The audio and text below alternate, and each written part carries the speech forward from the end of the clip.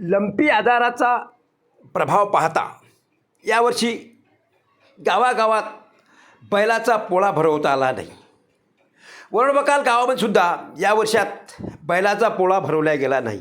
मात्र ज्यांच्याकडे बैलबंड्या आहेत, बैल आहेत, अशांनी आज पोळ्याच्या दिवसाच्या अनुषंगानं आपल्या बैलांची घरात पूजा अर्चा करून त्यांना गोडधोड खाऊ घालून सजवलं होतं.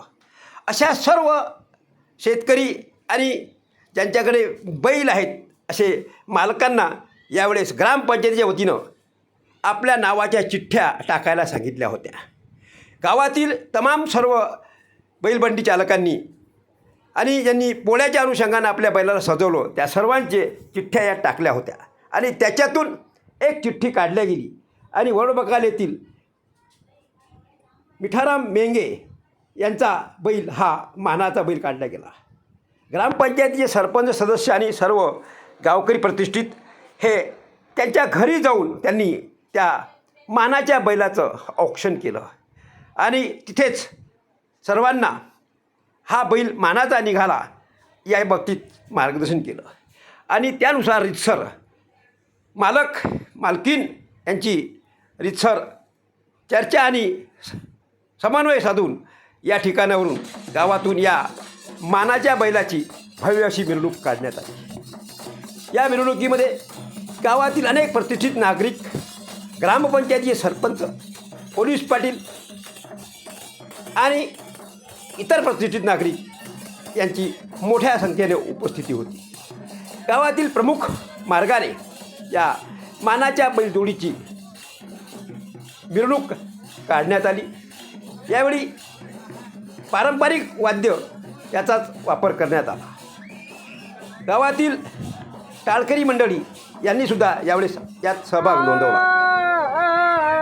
अंते वाघ माय अरे बापा ये नडोत मनी तू काय येऊनी सपनी तू काय येऊनी सपनी कशी टाकली मोर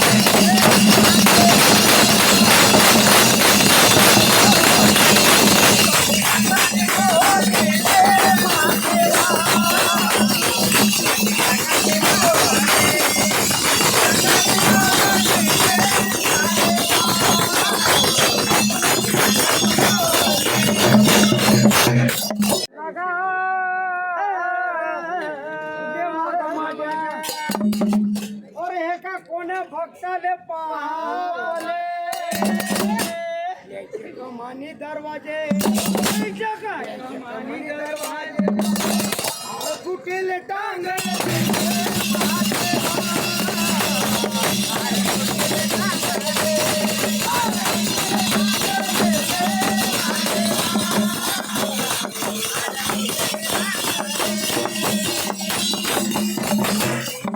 अमृताच्या वाण